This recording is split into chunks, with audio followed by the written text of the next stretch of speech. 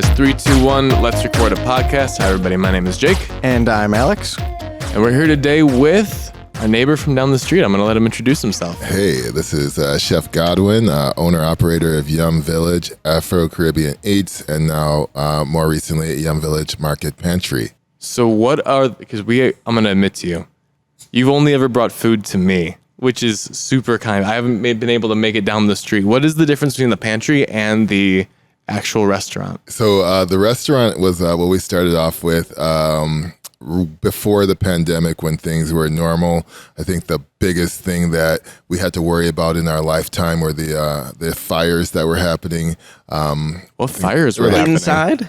Was it the Australian fires? Oh my God. I thought there were fires here. There was I remember before the pandemic. Fires. Yeah, the California fires. And so there was this is going to be the worst thing that's happening within our lifetime, and at that time we were doing 85% of our transactions were in person. And then the pandemic happened and we had to figure out a new model of sustainability. And so with that, we kind of transitioned from just being a restaurant only to being a market pantry where we sell grab-and-go Afro-Caribbean TV dinners, apparel, bath and body products, and all of that and kind of transition to more of a store, which is where we go with the market pantry versus just being a restaurant only. So how long were you guys open before the pandemic? We were open for less than a year. Our year anniversary would have been in April. So 10 months before the pandemic came. 10 months to get on your feet, no problem. Yeah. That's just enough time to show some revenue for a PPP loan. Yeah. Perfect timing. It really is, though. From experience, man, we could have used those 10 months. Would have been nice. But so you guys made the transition.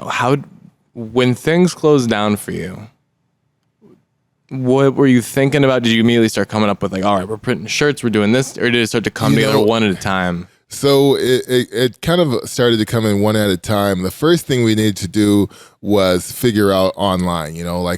Most people don't really think about this, but when you order from Uber, Grubhub, and those third-party delivery apps, they typically take somewhere between 20 and 30%. Yeah, and so when that happened and they were saying no more in-person dining, we're still trying to keep the faucet on, keep some income coming in, we decided to just embrace online. And when I started going over the numbers, the bottom line just wasn't there because 20 and 30% was being taken away from these third parties. And so the first step was just transitioning into an online point of sale that we actually had control over. So that was the first step. And then after that, we started thinking about how can we get some extra cash in here? So that sounds difficult. I feel like for us, everything's been very plug and play. We've got hopped up on a Square and we tried to make our store set up ourselves. But how did you guys go? Do you have to find a person to do coding? What was that for? I'm kind of wondering how quickly you snapped into action and So there's a gentleman, Michael Gray, shout out to Gray Ghost. He actually helped. So he was I love you guys. I'm going to set up your online store for you. And so he did that in about a week and a half. Okay. April 10th, basically, you were ready to go. Yep. And so Perfect. By April 20th, we opened back up, right in time for 420 and got it. Well, you guys get open within 2 weeks? Yeah, yep. So we closed in March for the shutdown, and then we didn't get any buffs from Gretchen, but we were hoping to do what we could and not stay closed for more than a month. And so after that 2-week time period, we started reaching out, trying to get staff up, and so from that March time, only 2 people came back with me. Really? And then it was just hard to compete with the ability to just get, I think, free money, $600+ to stay home. It sounds great. So. But then we were back in operation. We had the community kind of help out. We started doing a couple of just things to stay positive, Feed the Front Lines campaign. So we were giving meals to first responders and EMT workers and nurses. And then we also started a Pay It Forward campaign where we gave food to different disenfranchised communities. So like neighborhood service organization, Phoenix Center, Alternative for Girls, that type of thing. So it sounds like a lot of what you guys do is immediately like the word wouldn't be crowdsourced, but I don't even want to say community driven because it sounds like a buzzword. But it sounds like immediately like you guys fell back and a community kind of caught you. A little bit, yeah. I mean, we're like community all the way, just in our model.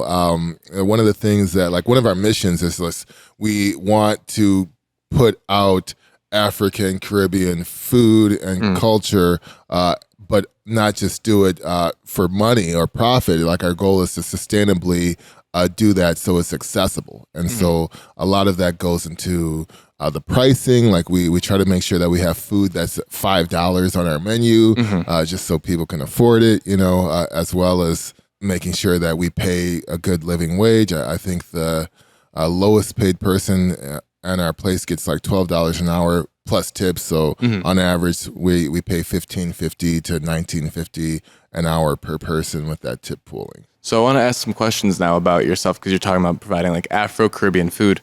Would you mind telling us a little bit just like about your background and like how you came into cooking and like why this genre of cooking and also I guess what you were doing before you opened Yum Village? That would be great too. Yeah. So I got an interesting story. So like, I'm first generation Nigerian. We're in Michigan because my father was recruited from Kodak when we were living in Rochester, New York, to come here and work on Marvin, which is like the unemployment software before what it is now, and so he was a software engineer and a computer engineer. I went into that at Wayne State. I went to Wayne State on a football scholarship with the goal to make video games myself, like really? Yeah, at the time when I was growing up, you had Digipin and then you had Full Sail.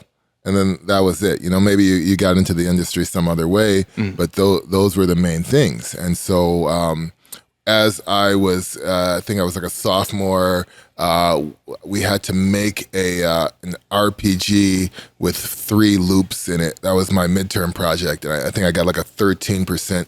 And like, it's like 40% of your grade are the tests. So like your midterms 40%, your finals 40%, and then 20% is your coursework. So I pretty much had to tap out. I switched to IO psychology and business, and then it's a pretty big transition. It is. It is. Well, I still like am a big follower of gaming. I used to play a little bit of like semi-pro on teams. I would go to the GameStop tournaments and stuff all the time. I was a big follower of like back when I was growing up, Fatality was like a good like first-person shooter that people would follow. But now, people have careers off of this and everything, right. So do you regret not really working harder on RPG Maker? You know what? I regret not sticking in software engineering and programming that and quitting football because I left after my first year. These two things I think about from time to time. Like I should have stuck with it, but I don't stay in the past too long. I usually just force myself to forget and step forward. But I was a district manager at Target for a little bit, so I worked at Target for 3 years. I was at the Entertainment Coupon Book doing marketing for about a year, and I also worked at Mosaic Youth Theater with the kids as a marketing director. I also did some development and nonprofit fundraising. Okay, so since you brought it up, and although you say you don't want to go into the past, I might kind of want to go back even farther and find out, because you said you were making RPG Maker, and I feel like you don't just show up to college and say, oh, I want to do that. Yeah. Like must have been working on it for a little while, or had ideas of games you wanted to make as a kid. So I'm curious. I still have ideas now. Okay. I still have a Here's notebook. the pitch. Here's your pitch to every do it right. Every game developer that listens to our podcast. You don't have to be like a coder. You can just be a designer in air quotes, this is what you can and do that's now. different. Yeah. I was listening to a podcast of how I built this for the guys from Riot Gaming, and I was like, those guys don't know how to code. No idea. I couldn't believe it. But one of the things that like I think about all the time is just the functionality of gaming and the connectivity of it. You know, one of the things when I first came in here, you spoke to the community within gaming, and a lot of times people get a bad rep. They think you're in your room in some dark corner playing, and like in maybe my college days, you know, like I might have been in a dark room with a blanket playing like Lineage 2 or like EverQuest or something like that. But EverQuest. yeah, right. First EverQuest reference on the pod, maybe. I thought EverQuest was so cool, and I begged my mom to let me play, and she said no. So I had to go play RuneScape instead. We did So good. Champions of Norwrath at my house on the PS2 for like a hot minute, and I always wanted to do EverQuest. Like It that just like seemed like the coolest predated thing. sort of the WoW style RPG. You know, you had this third person perspective. You've got the loot system is there that they now use for everything. Like Right. constantly like bigger and better and different colors and Yeah, how different was that game really from like WoW as a real question? Because I know they're different, but like Yeah, WoW had so EverQuest, and this is my opinion, you know, and it's so different now, but WoW had just a lot of, and this is like a shout out to Blizzard, but they just had a lot more as it related to content based lore, you know, like lore that you care about. Like it was like when you watch a manga or like a filler anime, they got like filler episodes. So like EverQuest was a very like filler game, you know, like you'd be chopping away at this thing and you're like, why am I doing this, you know? go kill 10 rats and bring me back the bodies. Thanks. Now go kill 10 cave rats and bring me back the bodies. yes. Exactly. Okay, so it was like the bare bones in the mechanics of the RPG style, but without the motivating factors, basically the things that really bring people back. Story driven raids, I think, came with like WoW, you know, whereas like EverQuest just had raids. Right. Okay. Yeah. Still wanted to do it. No, It seemed cool. It is popping. It's popping. But you know, to finish off with your question here, if I were like to do gaming now, it would be like relative to two things: MOBAs or food games. Oh, are you currently playing any MOBAs? Well, I play Wild Rift, League of Legends Wild Rift right now. I used to play this 3D MOBA called Paragon, but Fortnite killed that. Since it's from the same developers. I was really excited when Paragon came out because it looked like it was going to be, well, not even came out, but when they announced it, it just looked like it was going to be a League of Legends killer. You know, if they put the same energy and time into it, like they had like a weekly show and everything. Like I watched all those episodes. I'm like, man, this is going to be the game, you know. But it just wasn't there. Like I think the 3D aspects of it were the mechanics and the just the system as it relates. Like League of Legends has a good economy, if you will, as it relates to character development, the amount of time it takes, and then matches typically don't go over 20 minutes unless you're good, and then they're like 30 minutes to an hour. But with Paragon, those matches would be like 45 minutes. You know, people really can't play that long, and there wasn't like a lot of I guess tutorials as it relates to how to do it. Like Paragon had non-MOBA players playing it, and that ruined it. Yeah, it probably brought in a lot of shooter players, but like Smite, you know, saw some success, but I was never able to get into Smite. We've tried to play with 5v5s and stuff, and I think the game itself is so similar. I mean, it's a MOBA, but there was some disconnect for me as a League of Legends player, and I don't know if it's the being unfamiliar with the item set. Like it felt like the learning curve. It was like starting over, even though I had all the general knowledge. Yeah. So like I understood lane mechanics and jungling, but I didn't know characters and itemization and power spikes and some of those things that really take time to develop. Yeah. But my biggest problem with Smite was probably what would have been the same problem with Paragon was auto attacking as it is in League of Legends doesn't exist. So all of your basic attacks, which a lot of characters require to do damage, are actually skill shots now because you're aiming and, you know, throwing an arrow out. But if you're not locked on, you're not going to get the hit. Where in League of Legends, all I have to do is right click and I'm guaranteed to get that damage. So there's no guaranteed damage source in it, which I think made it a lot more challenging. Yeah. No, I think that's a good observation. I agree with that 100%.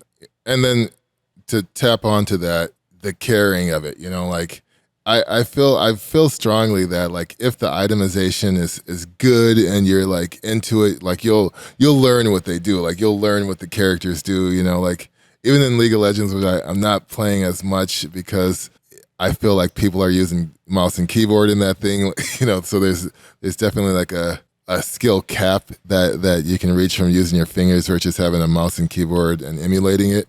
But you're not playing League of Legends on a controller somehow, are you? No, I'm just like using it on my phone and doing the. Oh, I thought it went mobile. It is mobile. Yeah, I Wild forgot. Rift. Okay. Yep, Wild Rift. Yeah. So you know they slowly bring all the characters in there. They've got most of the items that have transferred over with just smaller adjustments. But in terms of just the community itself, that's a little different. Like there's a lot more toxicity, I guess. Like it's like you can just quit and not get punished, you know, or you could just say stuff and not get punished. Like some of the stuff that goes on in the chat rooms in like a Wild Rift game, like you do that in a League of Legends PC game, you're getting banned. Like it's almost like within that 6 minutes you're out of there. But I would imagine Riot's trying so hard to get downloads and build that game and build events around it that they're being very lenient on some of the toxic traits. But League of Legends, I think, is widely regarded as the most toxic game Yeah, you always say that. in the world. Like, yeah. But you know, it is, but it isn't. I think like the statistic is like only about 10 or 15% of the community is like toxic, and of that 10 to 15%, after they're warned, then they don't do those traits. Like I think half of that amount then doesn't do the traits, but because it's so large, I think at any given point there's like 30 million people playing it. So it's like LeBron. 10% LeBron James, is still a lot when that's the big number. The other thing is like the streamers for the game are also so generally toxic. Even if they're not typing it in chat towards the other players, the spectators who are watching them are seeing how they're reacting and behaving and then emulating that, but actually typing it out and not just like leaving it as like an expression on stream. Yeah. Do Versus you guys actually find attacking yourself people. more agitated by typed out toxicity or like said, like verbalized? I actually get furious at typing or in-game, like playing Halo. Like if I get teabagged, I mean, like I'm very upset. If someone writes something sarcastic in a chat, I think that's awful. If someone starts yelling, it's almost easier. It's comedic It sounds in a like it way. came from a person, not like the game itself was pointing its finger at me to tell me like I'm a piece of shit. And you're hearing nuances of language versus when you read something that's toxic, you're reading it in probably the worst possible way. So you're digesting It's it like in a internalization. negative. It's like when your dad texts you, text me, and your heart sinks or whatever. You're like, oh God. And he's like, what do you want for dinner? And so, but you're like, oh. Like the end of a Call of Duty match where everyone's like, oh, you suck, fuck you, blah, blah, blah. You're like, oh, yeah, okay, whatever, good shit, I care. Yeah. But when it's typed out, you're like, no, you suck, you little bitch. Why don't you? No, you know what? You're absolutely right. I purposely don't even look at in-game chat anymore, you know, just because like it's probably going to be some punk, you know, like But it becomes so problematic too because communication is 90% of some of these games. Like, yeah. Shout out to Apex Legends for the ping system. Like I think that needs to be adopted across the board in all games. You know, it's like nonverbal communication in gaming. It's a big help. Apex does it one of the best ways. Call of Duty is fine, but like it has so many kind of bugs and glitches. Like if I'm aiming at something, it'll ping like the car that's in front of it because like their hitboxes or whatever for even pings are bad. But League of Legends actually has a toxic ping system too, which is kind of like crazy. Like people use it as a non-verbal way to neg somebody if they make a mistake. You know, you get those question marks in your lane, and you get the danger pings right on top of your character because you fucked up. I know. I love people. I like even in Wild Rift, like I would have never like thought to use those like emoji cons in that way, but there's like this chipmunk that kind of shows its like butt, and like that thing is like used almost every game. Like if I miss a last hit or if I'm like playing ADC and I don't finish off, like clockwork, I'm getting the chipmunk booty pick like right out here. Like, all right. I have one of my, I don't know what they're called, emojis or whatever, is just like I think it's Ari blowing a kiss. So I do that anytime like I'm super successful at something. I just blow him a kiss and walk off screen. Like, Yeah, I mean, you know what though? That's still a mechanic of gaming though. It's almost like taunting, you know? Yeah. Like I know when I do that to another character, they're gonna like get more aggressive and hopefully I can get a tower kill or something it's Michael Jordan sticking his tongue out and talking shit. Yeah. What's like I was gonna say? It's like exactly like real fucking sports. Like it's like trying to make someone else slip up a little bit, or like if you fucking airball or something, everyone's gonna go, ooh, that's what that chipmunk thing is. Like, and it also, I think it incentivizes you to play better because the last thing you want is that. Like people come in here to grind League like just to get better, and I don't see them do that for other games. Like, so I feel like this element of like kind of toxicity, but also like real competition. I mean, it's good for the game. It keeps it going strong, and people forget that it's a 10-year-old game basically. Yeah, people play that thing. I mean, I played. Right. Well, We got to get you in here to play because we do some scrimmages in house sometimes. And let me tell you, these kids are all shitters. And if they're listening, they know they're shitters. That's all I tell them. Because Alex will tell you if you're he doesn't need an emoji in Discord to tell you that you're a shitter. The problem is, as we're talking about communication, they don't listen. Like, it's like they forget we're playing a game and they just want to go for kills and they're not going for objectives. Focus objectives, man. Come on. it drives me crazy. And it's the same thing with low tier, like Call of Duty matches. Like, you could be playing Search and Destroy and the easy solution is plant the bomb and guard it. But then you've got the players who are like trying to quick scope and show off and just go for kills and end the game that way. And it's like, it's irritating. Right. You mentioned liking food games. Yeah. Have you played Overcooked? So, you know what? That's actually one of the things that I want to kind of design myself as like an Overcooked type game. It's probably the closest game that I've ever played working in a kitchen? Yeah, it's so fun. And then it's also like a co-op, you know? So you get like a good amount of just working with people. And like when I was a little kid, I remember playing video games with my father, because he worked all the time. He was like in engineering. Like I never saw him until I was like 16. So he was just like, oh, I'm off at 7 a.m. And then he'd come back at 8 p.m. And like I was staring at computer screens all day. But we'd play some games and it was just fun to play together and like talk and stuff. And what'd you guys play? What were your games? So we played Teenage Mutant. I thought you were asking a question. Teenage Mutant Ninja Turtles. We played the Super Nintendo side scroller. Yeah, the side scroller. Yep. We played Super Mario a lot. Turtles in Time. Turtles in Time. We played Mario Kart. We also played a lot of flight simulators. Okay. Really? Yeah. That was one of the first things I downloaded when we got these because I wanted to see how beautiful. Do you it know was. how big the file is? It's like 100 gigs. And I it's the size of played Skyrim. it twice and I crashed both times almost immediately. And I was like, I don't think I understand the game.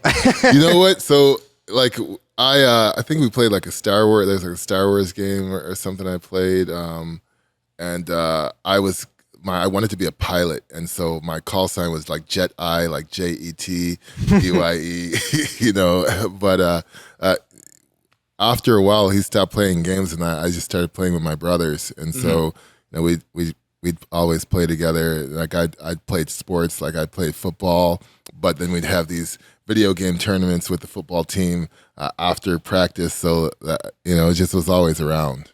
So that actually touches on something we talk about, like kind of on purpose on this pod, which is specifically like gaming with your brother. Alex has a very close relationship with his brother. My brother works here with us, and so we're curious, like, what were your gaming memories with your brothers, and like, what did you guys do? Are you an older child or a younger child? I'm the oldest of 3, and we're all a year and a half apart. Okay. Gotcha. So did gaming come from you? Did you like bring it to the family and stuff? And like, my father brought it to the family. Okay. Like, so he got us playing games, and then all 3 of us play games. My middle brother doesn't play games as much anymore. My youngest brother and I play games even now. We both have PS5s, and we both are big PC gamers, and so we used to play a lot of MMOs until I started like becoming an entrepreneur, and so I don't really play any MMOs anymore. Like we play Hunt. I don't know if you guys play that. Hunt. Yeah, Hunt's really fun. We play a lot of NBA 2K. We used to play this game called Repels, back in the day. It was like a pet-based MMO.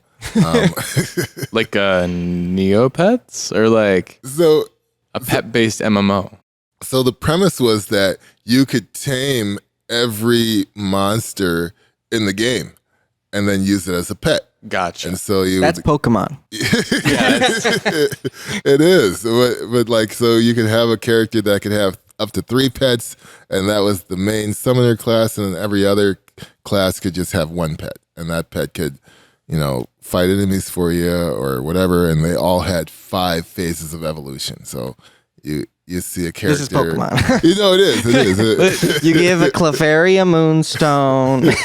Are you surprised that there's not a Pokemon MMO now that you talk about it? Doesn't it seem like the most natural They've genre? tried, but nothing's ever. I think that what is it? I can't even remember. Nyanko or whatever. Namco? No, whoever runs Pokemon at this point. I thought it was They've Game tried Freak. different things, and they just have never really come out. Okay. Somehow they're more successful with taking pictures of Pikachu on a 64 controller. I'm surprised you haven't played Hunt, have you? No, I Hunt thought is so. a There's game- Hunt Showdown. Is that Yeah. the same thing? Yeah. Hunt is a Okay. game that I think you're gonna like a lot because It's really of the multiplayer side of it, but the mechanics and the shooter of it, it's Is Like it- a PvP, PvE. That's what, yeah. So when we started about 2 years ago, me and Alex went to this gaming lounge out in Chicago, and it was the first one I've ever been to. And you'd been to it before, right? You've been to Ignite? And I hadn't played games in probably, I don't know, since the start of college. So this was me on the other side of college. It's been 4 years, and we sit down and we're looking at all these games. And Hunt's on there, I think, and then Dead by Daylight. And so I get them confused. Are they they're totally different. totally games. different? Okay, Very, well, very one's called Hunt, so the concept seems the same to me. Hunt, And then I also think, there's comes there's from a Halloween being version a too. vampire hunter or something along those Okay. lines. Or It's like a cult hunter. But PvP and PvE. Yeah, imagine if Fortnite had I guess Fortnite has more polished graphics, so I know, but it's like a survival game. So you queue up with teams of 3, and then you fight these other characters, but you also have to go through the map searching for clues to find the boss. And then after you find the boss, you kill the boss, you banish the boss, you take the token from the boss. There's only 2, and then you have to get to the extraction point. But Okay. after you get the token, everybody can see you on the map. Gotcha. And how many people are playing at once? It's like maybe 3 teams of 3 or 5 teams of 3. I see the Fortnite comparison. Yeah, okay. Yeah. When we also saw it, I think it was on Halloween, and they had. Is it always a horror style thing, or is that just for that season? It's always horror, but Okay, cool. different levels of. I think I'm very into. Things need to look a little bit scary. It's why I don't want to play Fortnite at all. You play in the dark for sure. It's scary. Perfect. The noises and. We're actually doing a horror night this Saturday or whatever. We're all gonna get here, and I have people who want to come play Outlast and stuff. And I think I'm actually gonna try it again after that. Have you ever played Outlast? Maybe. I don't think so though. It was so scary that once I got through the tutorial of climbing up some Oh scaffolding, yeah, no, I definitely been playing Outlast. I know what you're talking about. I got No. through a window and I just stopped because it told Yeah. me to turn on my night vision. I decided I didn't want to. Yeah. But now with everyone coming out, I'm gonna do it because we're all gonna be here, so I don't feel as unsafe. That's good. the game that you should play with your brother, and you should try to convince your other brother to get in on it, is GTFO. Yes, played you that should yet? definitely. GTFO? What's that? It is I think would love it. first-person shooter / dungeon crawler horror-based game in the same vein as Half-Life. Yeah. Okay. But so you are putting together clues in the map, accessing data terminals, and having to really pay attention. But it also has a lot of stealth elements because if you wake up a monster, it becomes an onslaught. You have an extremely limited amount of health and ammo, so it's very challenging. It's a really great looking game, and it's really Looks interesting pretty, for yeah. what it brings back. I feel like it actually touches on a lot of genres that were super popular in the mid 2000s, where you had the Splinter Cell games, you had the Fear games, you had the third Doom game, and you had Half-Life. And it kind of takes all these things and puts it in just what is a forced co-op game. If you have one guy who thinks he can run off and kill someone, he's gonna get you all killed. Yeah. And so for this reason, everybody's I'm crawling, and you start to whisper, and even though you're on mic and stuff like that, it's very immersive, and because of how cooperative it is. Immersive gaming is the future. I'm with That's that. what I want to ask you about also is like you're talking about playing Wild Rift on your phone. Did you play League on your computer first, or was like Wild Rift the accessibility of the phone what made you? No. I was a very big League player. Like Okay. I typically play jungle and support. Those are like my main things. Even in Hunt, Did I'm you- more of a support player. I gotta know. Did you switch from support to jungle out of frustration?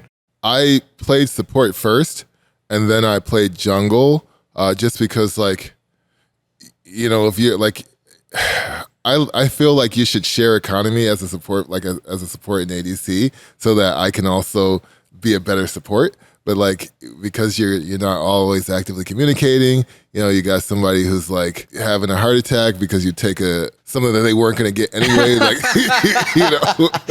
So like I just started saying like, oh, you know, I'm gonna learn how. And then plus like jungling is cool because then it gets you more into actively being a better player. Like when you're support, you're kind of in there, but as a jungler, you kind of have to have more map awareness, and it gets you Support like. can be a very passive role. Jabari and I talked about this the other day because we're both support players when we were playing ranked, but we got so fed up with either a jungle not ganking or all the lanes losing that we were like, okay, we have to do something that can influence more. Yeah. Like a roaming support is great, but then your AD carry complains and then he dies by himself, you know, out Yeah. of pure stupidity. What So- is the appeal Let of me being run a into three support MD player? champions that are like 2 levels higher than all of us because we've been losing all match. Like, that's gonna do it.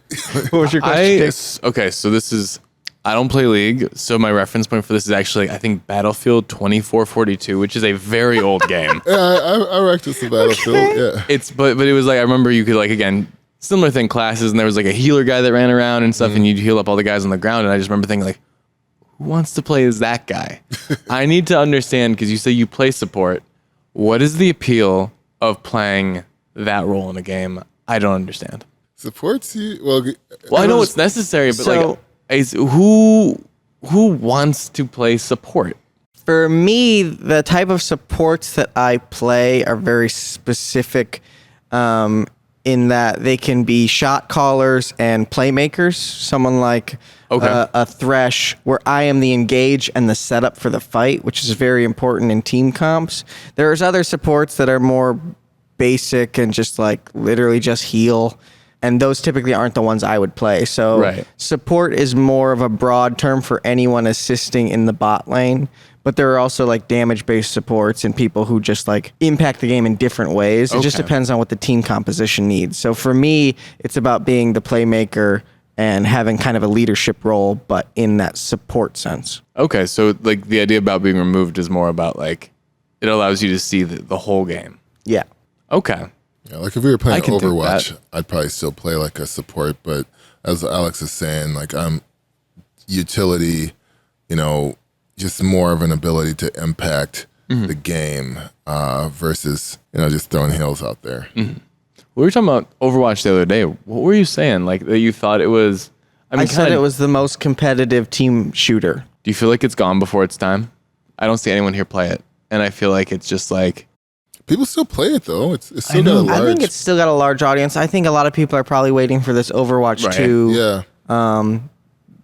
Barbarian I stopped playing plays as it soon when he as I heard comes in. Overwatch 2 was coming out. The girl who came in last night, she brought her PlayStation 4. There was some Oh, big you're Overwatch right. event. And she came in at midnight and played until 2 on her PlayStation. Like, so it has an audience. I think it's at this point.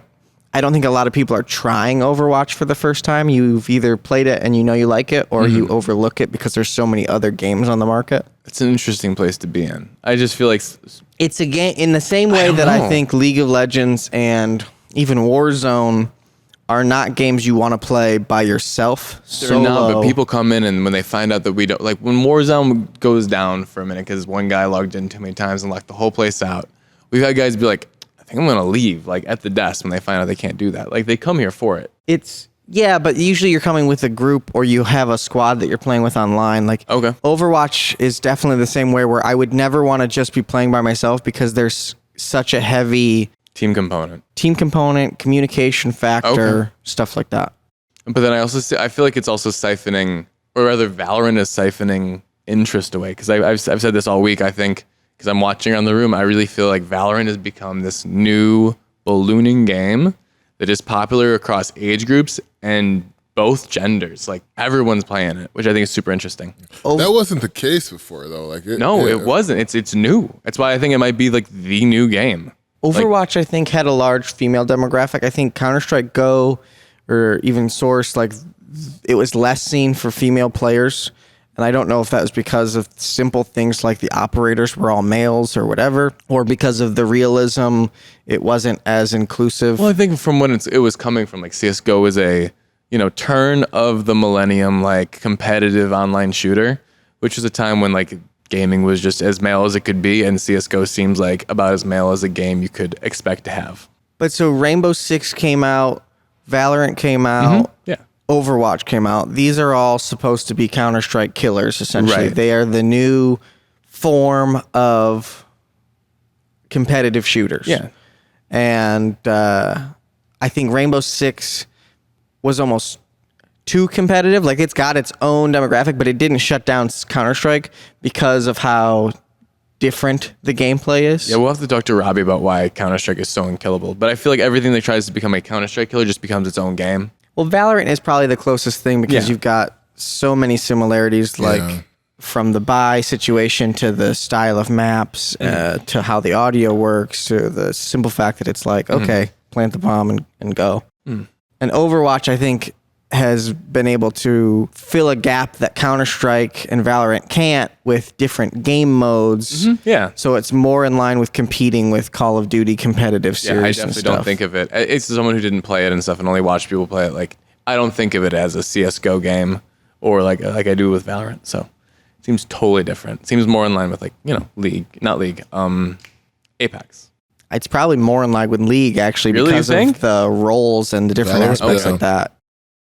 Well, now you know that I miss gaming from 2015 to 2019. I missed the whole thing. We really side railed this Yeah, I'm sorry. conversation Oh my about God. your siblings. Anyways, so So the question we usually ask if and you said you were the oldest siblings, but and you kind of touched on it, but we asked what your first gaming memory is, and you talked about your Super Nintendo. Is that the first console that came home with your dad? No, he got us the NES. I think we had like Atari too, but we didn't really play that much. I just remember playing the NES. We had the pad out, so we would do that track game. Yep. we brought that up before on here, yeah. Yeah, we do the Duck Hunt, and then like the Donkey Kong and the Mario. I think we also played like Ninja Gaiden and a few other things. At what point did you start to want to make games? Immediately. Really? Okay. Did you have like notebooks, like ideas and like stuff written down? So yeah, I used to write. I still kind of write now. Like, I keep track. Like I'm like writing everything that happens to me day by day in this journal that I call Captain's Log, and like I like dramatize it. Okay. So like I dramatize my life. Is it handwritten? It is not handwritten. It's on Evernote. So like at night I'll be like, blah, blah, blah, Captain's Log, day 3,742. Another day of feeding the legions of unfed. They're restless. Like, what can we do? Like, that type of stuff. That's fantastic. Now I could get into a cooking game that talks like this. Yes. Yeah, like I'm in space in my Captain's Log journal, so I'm like making everything I deal with in real life, like, another day in space, like dramatic and fantastical. We are in space. We're just floating through space. Well, you're talking about lore people care about. You've got a setting, you have like lore in the background, and the mechanic would be a cooking and like Overcooked style game. You've basically formulated the whole thing. When you brought up cooking games, I immediately thought of Overcooked, but then when we talked about it for even just a second, I'm like, wait, why doesn't The Sims have mods to use those like more realistic graphics, more realistic characters, but then like have an Overcooked style mini game? Because that seems like the easiest freaking thing is just delivering food from point A to point B and like having them sit in front of the pot and stir it or whatever. Yeah, but I think eventually, like food and gaming had like its turn in the sun, where there was just a lot of like energy and investment being put towards it, and then all the other industries got hit, and then food is now getting a spotlight. But I think gaming is going to come back, and with more non-gaming industries. You know, like Amazon is really throwing money at New World, and I just pre-ordered that. What is that? New World? Amazon's it's like a first MMO. game. It's going to be an MMO. It's getting a lot of play on Twitch, but in order to get into the closed beta, you have to buy it. So, of course, I bought it. So we're going to have the closed beta here in the next couple days. Let me know. it was not good. The first one that was out, like when they released it, it like came out the same time as another MMO, like for a quick test, and it was like New World, and then something else. I forget what. You know, that game probably isn't good anymore. Who knows? But it looks a lot better now. It's like they've made a bunch of changes. They fixed all the bugs. It looks like so. You know, I'm definitely up for that. I hate that Amazon has a game, but that's all. Yeah. Netflix is working on gaming. They're going to do mobile gaming for free included with their subscription. Oh, you know? this is so... Now, what they need for Overcooked 3, Okay. I'm just going to keep talking about Overcooked, my Yeah. favorite food game. But did you ever play Puzzle Pirates? No. No, I watched the videos for that. Puzzle Pirates was you were on a boat, right? And then when you get into combat with another one, essentially each one of you to do a task gets into a mini game against another person. This sounds like a better version of Among Us where the tests... Honestly, probably. Yeah. But like Overcooked's problem is that you're not actually doing any of the cooking. You're standing in a spot and waiting for it to get done. So like to make a soup, I would rather like have more like, you know, what was it? Ninja fruit or whatever. Like have me cut the fruit. Like give me that mini game and then take me back out into the situation, and I have to run it across the, you know, season the steak before I put it on the pan, flip it at the right time. Like do more of the actual cooking aspect. So you're saying it'd be like a series of mini games? Yeah, but in the same like Overcooked setting where you still are on the clock and like you have to get these things done together. Yeah. But a WarioWare style series of ridiculous tasks. I like the idea of having to like navigate a room or something. It doesn't have to be hyper realistic, like you said. No. It could I be the think WarioWare because you said about The Sims, I think that like a cooking game is almost more fun. Like when you see food in an anime and it looks better than real life. Like I think an unrealism is actually more appealing than attempting to perfectly render a watermelon. Probably also has to be a VR game. It could still be that cartoon. Could be excellent. I think too some of the things like there's like certain aspects of gaming that I think help with its longevity, like modding, for example. You know, like I feel like if they were like, hey, you know, this game you can like create outfits and people can use them. You know, like community or crowdsourced outfits. You know, like or crowdsourced in-game materials, that type of stuff. Like I think those like keep people playing. Like, you know, what is it? Divinity 2 is like a game that won't die. You know, that stays in the top 30 to 50 on Steam active players list. It's never going anywhere, and I think it's all due to the fact that you can like make new classes and new armors, and people just keep replaying it. CS:GO too, right? Like any game that is moddable, it becomes basically has infinite longevity. When people's interest runs out, and it's because they found the limits of what they can do in the game. It also, I mean, if you get a good game with good developers, it gives the developers something new to look at and look at it in a new way, and then they can potentially implement it into the game or, you know, let the mod community run with it. I wanted to ask, because you said that gaming had its time in the sun. I was curious what you meant by that.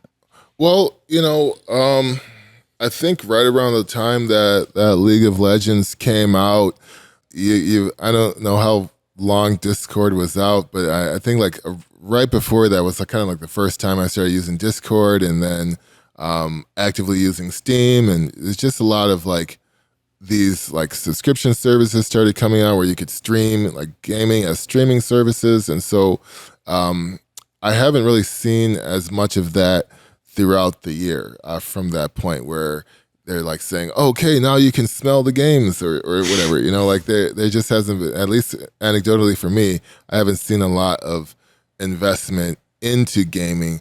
Whereas like now with Netflix and Amazon and just a lot of money being thrown towards games. And then I think there's games now where you can generate NFTs for whatever you design within the game. Like there's just a lot of technology in gaming that I haven't seen for the past like 5 years. The years you missed. Maybe I didn't miss that much then. No, you. Maybe that's when I went away. I was like, gaming's hot, super cool. Come back, gaming's hot, super cool. Right. Same shit, same, super cool. So that makes me also. So we talked. You mentioned streaming, and I agree. These, like, if Amazon and Netflix are getting in, I mean, they smell money. They think they can do a lot. They just have, spend as much as they can. Someone was in here. A friend of ours, Cups, was playing on Google Stadia, which I think would be a similar way that Netflix might go and Amazon might go, and integrating their streaming services and stuff, which you also mentioned. I think that could really this isn't a pun, like overcook the gaming situation. You know what I mean? I think the availability of this game, and all they are is like a JPEG that opens up into a game, allows you no time to become immersed in the world. I feel like we have the EverDrives here, right? And you can pop in and pop out of a game, and that's fun because what we're basically providing access to is like, okay, well, Def Jam is like $80, so you should get your chance to mess around with it. But like the immersion of a game and basically viewing it as just like a content scroll just takes away the ability to get deep into any game. I don't know if I agree. I think even in the Epic Store, you can go in and be like, buy this game, even if it's a free game, putting it in your library, crafting your library is important to even like having like a taste profile that you can look at yourself and say, these are my games. You're treating it as someone particular might treat their Instagram grid. I think that's important. I think like, say Instagram took away your grid, right? Like, and it was just a feed of the most popular things or like pictures you looked at. Here's more pictures that are similar to the pictures you looked at. Like, I think that in a way it's very stupid, and it basically just like turns the diminishing return switch on, takes away, whatever might be attractive about gaming right now could be easily stamped out by a complete flood of content, which is the business strategy of Netflix and Amazon, which is like all you can eat and more shoved down your throat. What I hate is the idea that three identical games will come out and it just be a different skin of each other. But I think that what we're gonna end up with, and what they're trying to prove with New World, is that they can build on the existing model of a genre game and make it better, and have a bigger budget for all of it too. And I think that will only increase the value of it. I don't think more money makes things better. I think I'm very concerned about this. I'm not saying exclusively money will make it better. Well, I think an Amazon-sized budget means Amazon-sized committees and Amazon-sized... It's hard, man. Like, what is that game? It's like a game that won't die. Like, you run around with space ninjas. Warframe. Okay. I'm not familiar. Really? Warframe? It's the first free-to-play PlayStation 4 game, I think. Okay. Yeah, I didn't have a PS4. It's on PC as well, but it's made by this. It's like an independent studio. So they make this game. They have the Warframe Con every year or something, and so you get to create your character. You get to create your suit, and you can have every suit in the game and customize it fully. And they're privately funded through microtransactions. Probably one of the few times I'll be like, yeah, microtransactions. Right. Yeah. But like, if it's a good, honorable company like them and they have Amazon money, then I'd be like, this game is gonna rock. But I currently don't even really watch a lot of shows anymore because I'm just overwhelmed. I'm like, oh, what's on Netflix? Oh, too much shit. What's on Hulu? I'm glad you know what I'm talking about. Like, I feel like I get that, but I don't think the solution is not making more content. I think it's creating. No, I don't. I actually think it's the presentation of the content. Yes, I think it is the interface, and I mean that's what I'm worried about. Is like an Amazon Prime for video games. Like, Game Pass is cool for Xbox because you're like, all the games I liked, but now I just don't have to pop the disc in, right? You're still just going to play the games you played anyway. It's nothing that wasn't already a big name title, but I feel like it's going to be the production of many, many, many, many, many small games. And so you almost have like, did you guys ever the show like Emily in Paris? Yes. It was a show on Netflix.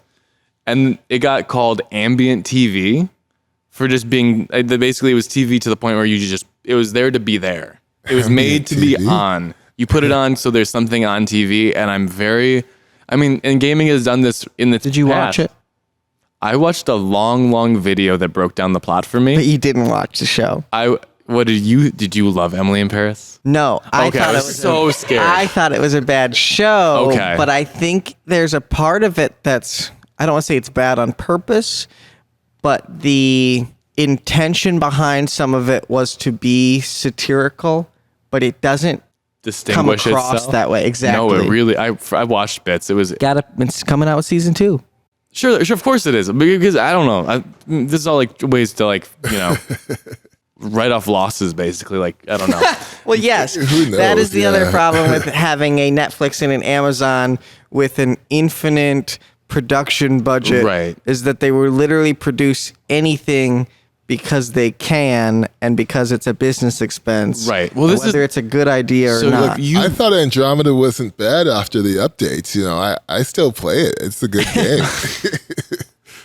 I'm just worried. I don't know. I think I was looking at a trend where I felt like because the size of games has expanded, right? The battle royale style is like I think and MOBA too, but the dominant style has been like 100-player games and stuff like this. And I was hoping to see like the limits of a game like Valorant, like 10 people, be a return or a contraction of like how game design works. And I'm alarmed that more money will pump in and just again bloat gaming. Yeah. Well, it's like people too. It's the measurement tools too. Like it'd be one thing if like kind of like our it's capitalism more or less because there isn't like a measurement where you're like, how do you feel at work? It's like, how much money have you made? Like that kind of thing. So like the same with gaming. They're not like, oh, how does this game make the person feel? Like or how many times do they come back happy? Right. Like they're like, oh, we got 8 million people are concurrent active users, like this type of stuff. It's like the measurement tools, you know? So, The metrics don't measure the quality of the game. They measure how many people you can engage quickly or, consistently and stuff. And I mean, I just got my character to 95 on 2K21 and 2K22 is now about to come out, you know? Yeah. Like, There's got to be carryover stats, though, right? no. no, they hate you. That company hates you, and they don't want they want you to feel bad because there's now 2K22. I got 2K19. I didn't get 2K20. I got 2K21, and now I feel like I was sworn off. Like I thought Live was going to do it, but I think they I they can't finally got me. imagine the difference between 21 and 22. There's no difference. All it is that when everyone switches over, because they do, and like some people who don't play any video games still play sports games. Like they'll not play a single game, but as soon as 2K comes out, they're like, okay, I'm gonna pay the $60 and I'm gonna pay the $80 to get my character to 85, and then they'll grind it out from there. It's insane. We don't get it. You know what? It's It's just an crazy. updated roster. It Yeah. is, Like, we but can't- the there's no- roster gets updated in the previous version. Yeah. But there's it's not My like games they're, update themselves all the time. they're not coming up with new game modes. There's no different maps. You've just got No. blacktop 1-on-1, 2v2, 3v3, 4v. Mm-hmm. Like at least do something absolutely wild. Put like a 10v10 basketball Or- court in. Or, 2K23 is VR only. Because they make that money, and every single time, like I think they've only lost like maybe 5 or 10% of their player base in the past like 5 years. But when Which sounds like a lot. 2K21 came out, it is a large amount, but so many people play that game, and 2K21 within 6 months was one of the largest generators of revenue through microtransactions. Mm-hmm. Only having been out for half a year, so like it's not going The anywhere. companies would be stupid to do anything different. But at the same time, I feel like Somebody's people getting gotta taken for a step ride. in. Yeah, someone's gotta just fucking step in or step out. What's crazy to me too is there used to be, when the 2K game series first came out, there used to be a lot of contenders in the sports Yeah. realm. Oh, Yeah. there's so many.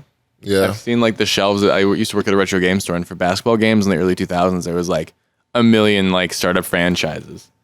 With all all the competing. different leagues, though, like Yeah. you got BAL now and the Big Three. I'm sure there's going to be a Big Three game that comes out eventually. As a football player in college, and you said you played, were you guys playing football games? Yeah, we played a lot of Madden, and then we also play a lot of NFL 2K. I don't know if that's still, is there still an NFL 2K? It's just Madden now, I think. Yeah. They So jumped it off. 2K series kept NBA but lost football. I feel like they must have got like bought out of it or something like that. Maybe, yeah. NFL 2K was, I think, my first one. I think we had it on Dreamcast. Crazy. Yeah. And I would make like my whole family. Shout out to Dreamcast. What a good system. But NFL Street was the go-to. I mean, NFL Blitz was great. Street was the game. Street was the game. Street 2 was even still very good. The soundtrack, you had Lost Prophets, Last Train Home would play. You had customization of your character, like all that The stuff style was cool. points for, taunting, and you could do different moves and rack it up that way. That was a great game. NBA Street, also great. Yeah. Solids. We actually had somebody reach out and wants to host an NFL Blitz tournament I in-house was on going the to ask you 64. about that. He's like, I want people to play NFL Blitz with on N64. Do you know anybody? That was roughly, he's like, I want there to be a tournament. Do you know anyone? Yes. Do you know anyone? We can set it up. I don't know anyone, but I'm sure that We don't know anyone either. yeah, I'm sure if you said NFL Blitz tournament though, people would sign up. Like they'll be like I feel I have a conversation about Replay Cafe every day. I'm like, What? Did you guys know? What? Like, More than I have. Oh my God. Quick question. So speaking of all this stuff, like you came in here actually today and you want to talk about doing a podcast of your own around gaming. yeah. I was curious if you could give us like the rundown on that, like what you had in mind, where you wanted to go. Yeah. So essentially, because I was initially trying to do gaming, and then I got out. What I want to do is kind of like make it up as more of like a development piece. So I think like it's like 70% of video gamers under the age of 23 are, and they're like people of color in a sense, like who don't necessarily see a lot of representation of themselves behind the screen. Like they don't know who the graphic designer was or who the programmer was or anything like that. And so my pitch for this is to do like I'm an agent. Like I don't know, like maybe I got the X-Files theme going on in the background, and I'm like listing off these statistics, and then I go out into the world and hunt for color in gaming. Okay. Like is there color in gaming? We set out to find the truth, and then Okay. I like to interview like whoever. So yeah, exactly. It's out there. It's out there. The color in gaming is out there. It is. That's really cool. Okay. Yeah, so that's kind of the gist of it. So like there's this guy out in California. He's like probably one of my first guests, and he totes the first Black-owned cross-platform gaming headset. And so like I ordered this thing. I'm gonna do like an unboxing, but that's kind of like the gist of it. And, like, Okay. There's like a Have you used it yet? Yeah. you know what? So I haven't. Like I'm just using the PS5 headset. It's just so I can like get a good like couple months of using that thing and be like, okay, this is what I like and don't like about it. And then I'll like compare notes and then make sure they're pretty detailed. Is he still in the development stage, or is it like fully done, ready to go? It's out. He's selling it. I have it in a box. It's been in my apartment for the past like couple months now. I just haven't gotten to that one yet because I'm still kind of like using it when I get a chance to play. I haven't really been able to play as much gaming as I'd like, just because I'm like your power's been out. Yeah, the streets have flooded. Yeah, it's Somebody shitting on the doorstep, Kicking trampling your on the flower garden. beds over. We It's feel the same crazy. way over here. At whatever our flower beds are in equivalent, someone's kicking them over here. Like we're like, Sewers are blowing up. The I came block's in going today and I was down. like, oh my God, someone has done something awful to the bathroom. First thing I had to do, I came in today and I was like, no way. And I followed a smell down the hallway and then I had to bust out the chemicals. It happens. Yeah. It's just like, I don't go play. Rogue, you told me that fruit roll up was gonna eat through Do you know that Rogue was here this morning?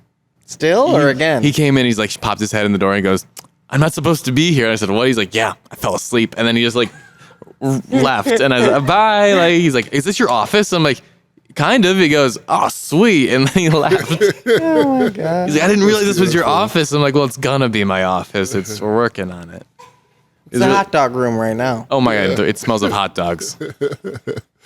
We'll be eating Yum Village soon. Yo. I would much prefer. Yes. Hot dogs are nice, but man, the room smells like our hot dog cooker. Yeah, so let's talk about this sort of pitch and how we want to implement working together. Yeah. And Let's get it advertised right this here. is a good announcement spot for it. So like Yum Village Afro-Caribbean Eats, they're chef-prepared meals made fresh.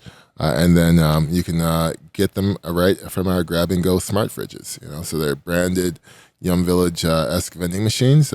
We've got snacks, sandwiches, wraps, and also grab-and-go bowls, all made to be healthy. All of the food is from scratch. Any meats used are also Biha Halal. And then we fresh press all of the juices.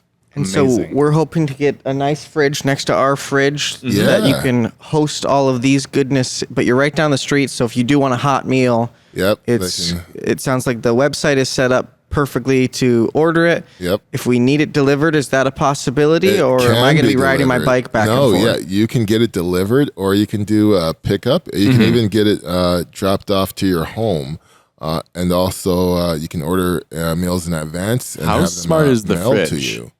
It Can it is order? smart enough to keep track of inventory, shelf life, and transactions. Could it send? So, say for example, does it tell you when you get an order at the fridge?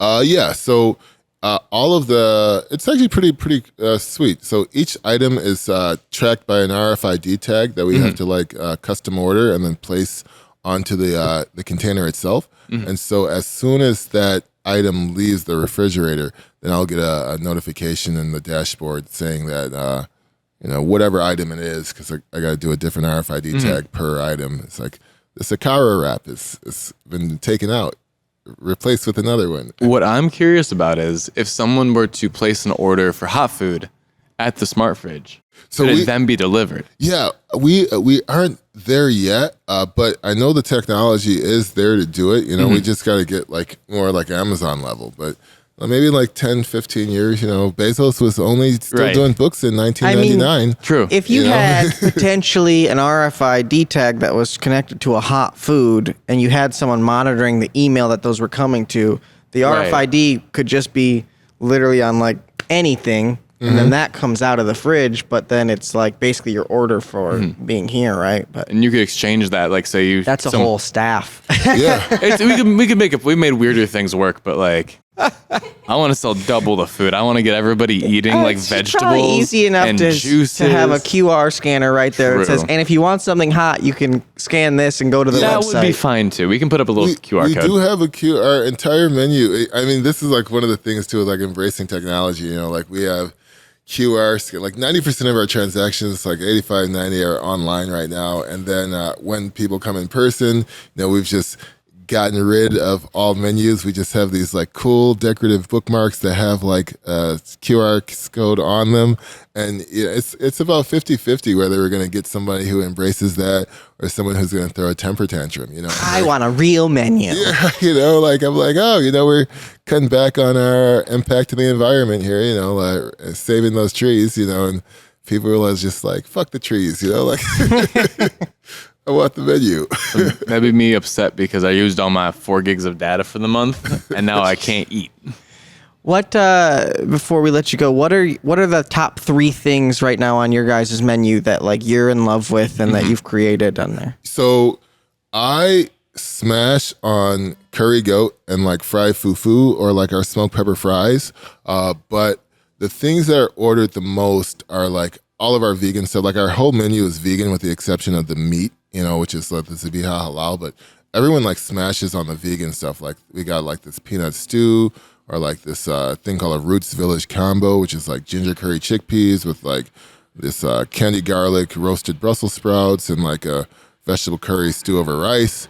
But we also got these things called a barbecue village combo and a classic village combo. So those are probably the top top 3. So Just Plants, Roots Village are the vegan ones that are at the top, and then the Classic Village and the Barbecue Village are the top for meat-based combos. Okay. Yeah, we got fresh made juices too. We got our favorite, like the sorrel hibiscus. We got a fresh pressed ginger. We got a hibiscus pineapple, and then our most sold juices like fresh watermelon pineapple juice that we like make that thing goes as soon as we put it out. I would imagine. You're bringing what I've missed. I can't drink anything in the fridge. I break out from pop. I can't drink any of it. So I need something that is not too pineapple and fruit and like real juices too, not like Minute Maid anything. Like this sounds like what I've been waiting for. Oh yeah, 100%. And we also got this cool carrot juice. It's like carrot and pineapple or carrot and ginger. Those are pretty slamming too. I need the ginger. I had I told think I you, have a cold. I had told you the first time you came in, and I apologize for not eating any of it. But I'm an extremely picky eater. I didn't ate want to all of insult it. you It by got not eaten, don't touching worry. it. Is Food's gone. there anything for a man with a very plain palate? Yeah. So one of my best friends, he doesn't do sauce at all. You know, he like worked with me in the early days of Young Village too. I'd be making the food. I'd be like, hey, try some out. He was like, no sauce. And I'm like, what? You know, like, but like now he kind of eats some of the stuff with sauce. Like it took him like maybe 10 years now. Like Gotta work up to it. Yeah, you know. So we have some like milder versions of rice. Like our turmeric rice is pretty mild, but still very flavorful. Then we also don't really cook with a lot of salt to begin with, so it's still natural. Excellent. And then Less salt. we have My whole thing is textures. If it's got surprise textures that I'm not ready for, oof, gets me. Yep. So Itemized textures. You will chicken- experience for in order of appearance. yeah. No, I'm with you. I wouldn't recommend any of the stews, but like Sure. we smoke all of our chicken. Stews. Okay. So like everything, like every day gets put in the smoker and then finished on the grill. So it's got like a smoky taste, really tasty. That type of I'm stuff. gonna come could by do and that. grab some chicken. I'll have to custom order something from turmeric probably. rice and leg quarter chicken, no sauce. That's you. Did you have a fritter yet? Is that what they were called? Like they were like almost the like corn donuts. cakes, yeah.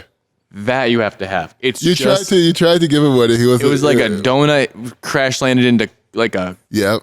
yeah. Oh, All I think I vegan was desserts. scared of it because I assumed there was more in it. No, it But was then really you just like told me it corn, was wasn't less. Yeah, it's literally just corn flour. It's like it's like a small amount of cheese. It's like based off of like we try to like do like the entire route of like wherever the diaspora is. So it's kind of based off of a pupusa, but it's a small amount of cheese with pepper and corn flour, and then we drizzle it with a agave syrup. So it's like a low glycemic sweetener for the syrup. I would try this. It was like a donut to me. It was like the It's pretty much best. like It a was the best cornbread donut I've ever had. It's like yeah. a cornbread donut. Yeah, it's exactly how I've been explaining it. When you had the fries the other night, Yeah, they're fine. Those were something They were normal that fries. I was gonna dive into, but I was the just they were chickpeas. gone all of a sudden. Well, fries and chickpeas. Yeah. they went to my car. I took those and the salads. All right, though. Thank you so much for coming on. Hey, thanks for having me. This has been dope. We should develop the podcast idea. 'Cause Yeah. I think we have some stuff. It almost that sounds could- more like a documentary idea. Well, I wanted to but- ask, did you think it was a sit down one, or is it for like an on the street kind of? No. So I want to do it as a sit down one, but most of those people are like all over like I've been kind of getting a short list together, and a lot of those people are like not in Detroit. Right. All right, I guess I'll go with you across the country. Yeah. Jake, you're in charge. But you know what? Okay. So one of my best friends from high school, I think he's like the VP or like he's a higher up for HR with Disney and LucasArts. So like I could like get a tour of wherever, you know, like he interviews most people who end up working for the company. So he's like, whoever you need, like send me this list of like Oh, yeah. all these different people in gaming for LucasArts and Disney. And he's like, yeah, you know, they're all like in Germany and California and Seattle and New York and Chicago. But, you know, if you want to go to them, you can. Cool. Why I'm on wouldn't you? board. Yeah. It sounds like more of a documentary style project to me based on how you pitched it, but I think it's also an audio medium potentially Well, as like well. I think so many podcasts went everyone was This suddenly on American Zoom. life, yeah. Yeah. Calling in. You even have people in like each city could have its own production team. I feel like lots of like places do that with like you're the Detroit team. Like there's the WDET and then there's WNYC. Stuff like that. But yeah, all sounds good. Thank you so much. Yeah, no, this is Open up the boss. store and it'll be good. Yo. This episode is not brought to you by SpaghettiOs. Uh-oh, SpaghettiOs.